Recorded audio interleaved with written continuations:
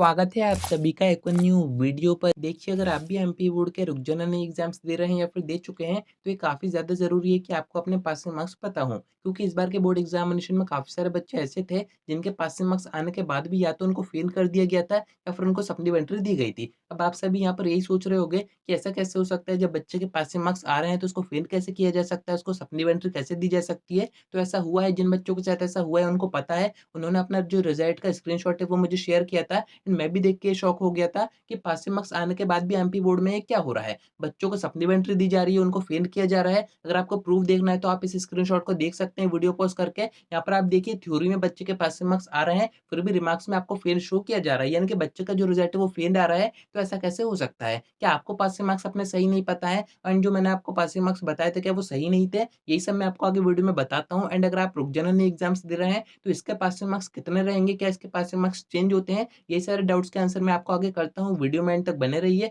नहीं तो सब्सक्राइब के साथ-साथ नोटिफ़िकेशन आइकन ऑन करके रखिएगा। रुक जनरल एग्ज़ाम्स की सारी अपडेट्स आप तक टाइम पर पहुँच जाएँगी। अब देखिए, फर्स्ट में आपको आपके पासिंग मार्क्स बता देता हूँ कि अगर आप रुक जनरल एग्ज़ाम्स दे रहे हैं, तो कितने मार्क्स आपको चाहिए जिससे कि आप पास आराम से हो जाओ। आपका जो एग्ज़ाम पैटर्न है वो तो सेम ही है, उसमें कोई भी चेंजेस नहीं हुए हैं। 10th का जो पेपर आ रहा है रुक जनरल एग्ज़ाम्स का, वो 75 मार्क्स का आ रहा है। 12th के जितने भी पेपर आ रहे हैं वो 80 या फिर 70 मार्क्स के आ रहे हैं। जिन सब्जेक्ट में प्रैक्टिकल्स है उनके 70 मार्क्स के आ रहे हैं। एंड जिन सब्जेक्ट में प्रैक्टिकल्स नहीं है, जैसे कि आपका हिंदी हो गया, इंग्लिश हो गया, मैथ्स हो गया, उनके पेपर आ रहे हैं 80 मार्क्स के। यानी कि पेपर आपके सेम मार्क्स के आ रहे हैं, तो आपके जो पासिंग मार्क्स है वो भी सेम रहेंगे। कितने होते हैं पासिंग मार्क्स? तो 33% होते हैं। जितने का भी आपका पेपर आता है, उसका अगर आप 33% फाइंड करेंगे तो वो रहेंगे आपके पासिंग मार्क्स। 10th के पासिंग मार्क्स की बात करें तो 75 का 33% होता है, 24 के आसपास का, यानी कि आप 25 नंबर पासिंग मार्क्स मान सकते हैं। ऐसे अगर अपन 12th में देखें, तो जिन सब्जेक्ट में आपके प्रैक्टिकल्स हैं, जैसे कि आपका फिजिक्स हो गया, केमिस्ट्री हो गया, बायो हो गया, और भी सब्जेक्ट हो गए, उनके जो पेपर आ रहे हैं वो आ रहे हैं 70 मार्क्स के। एंड 70 का अगर आप 33% देखेंगे, तो वो आएगा 23-24 नंबर के आसपास का। तो इसमें भी आप 24 नंबर पासिंग मार्क्स मान सकते हैं। एंड जिन सब्जेक्ट में प्रैक्टिकल्स नहीं है, जो आपका नॉन प्रैक्टिकल सब्जेक्ट है, उनके जो पेपर आए हैं वो आए हैं 80 मार्क्स के। तो उनके जो पासिंग मार्क्स रहेंगे वो रहेंगे 80 का 33%, यानी कि 26 नंबर। तो पासिंग मार्क्स मैंने आपको बता दिए। 10th में अगर आप हैं तो आपको मिनिमम चाहिए 25 नंबर। 12th में अगर आप हैं तो जिन सब्जेक्ट में आपके प्रैक्टिकल्स है उसमें है 24 नंबर पासिंग मार्क्स। एंड जिन सब्जेक्ट में प्रैक्टिकल्स नहीं है उनके हैं 26 नंबर पासिंग मार्क्स। तो पासिंग मार्क्स में आपको कंफ्यूज नहीं होना है। जिन भी बच्चों ने रेगुलर फॉर्म भरा हुआ है उनके पासिंग मार्क्स तो यही है। अगर इतने मार्क्स आपके आते हैं तो आप बड़े ही आराम से पास हो जाओगे। एंड इतने मार्क्स आने के बाद भी आपको फेल किया जाता है, तो ऐसे में आप एमपी बोर्ड के ऊपर केस कर सकते हो, ऑब्जेक्शन उठा सकते हो। अब बात करते हैं कि जिन बच्चों ने प्राइवेट फॉर्म भरा तो उनके पासिंग मार्क्स कितने हैं,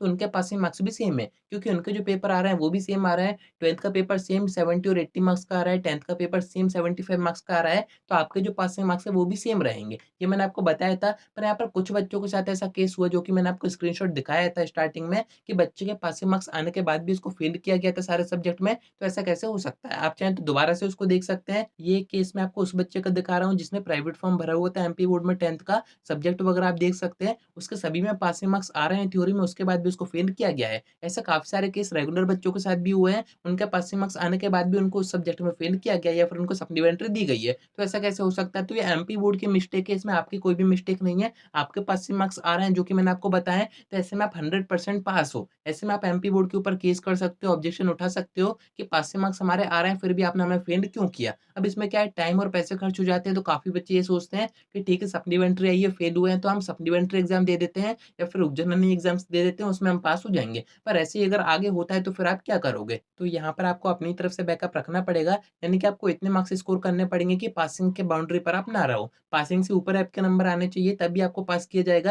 एंड ऐसे में अगर कोई केस होता है कि आपके नंबर ज़्यादा आ रहे हैं, फिर भी आपको फेल किया गया है, सप्लीमेंट्री दी गई है, तो ऐसे में फिर आप एडवोकेट करके एमपी बोर्ड के ऊपर केस कर सकते हो। कहीं पर कोई परेशानी की बात नहीं है। तो यहाँ पर मैं आपको बता रहा हूँ एक टारगेट, यानी कि इतने नंबर तो आपको स्कोर करने ही है। आपको 33 नंबर तो किसी भी कंडीशन में स्कोर करने हैं। आपका पेपर का पासिंग मार्क्स मैंने आपको बता दिए कि इतने वाक़ई होते हैं, पर आपको 33 नंबर स्कोर करने हैं। 33 नंबर मैं क्यों कह रहा हूँ, क्योंकि 100 में से 33 नंबर पासिंग मार्क्स होते हैं। किसी भी एग्ज़ाम में आप देखें, सब में कॉमनली 33 नंबर का क्राइटेरिया होता है। तो 33 नंबर अगर आपके आते हैं, तो आपको कभी भी कोई भी फेल नहीं कर सकता है, ना ही आपको सप्लीमेंट्री दे सकता है। तो आपको अपना बैकअप रखना है, 33 नंबर तो आपको स्कोर करने ही है किसी भी कंडीशन में। बाकी देखिए, ये एमपी बोर्ड है, इनका कोई भी भरोसा नहीं है। काफ़ी सारे बच्चों का इन्होंने रिज़ल्ट बिगाड़ा है। वैसे तो कॉपी चेकिंग ठीक से हुई नहीं है, उसके बाद भी ऐसी सारी चीज़ें हो रही हैं, तो बच्चों का जो एमपी बोर्ड से भरोसा है वो वैसे भी उठ रहा है। तो एमपी बोर्ड है, कुछ भी हो सकता है, कुछ भी करके आपको बस ये एग्ज़ाम पास करना है, बाकी फिर आगे अपना देखा जाएगा। तो उम्मीद है कि आपको सारी बातें समझ में आ गई होंगी। आज की वीडियो में इतना ही। कोई डाउट आता है कमेंट करके पूछ सकते हैं, या फिर आप मुझसे इंस्टा पर डीएम करके बात भी कर सकते हैं।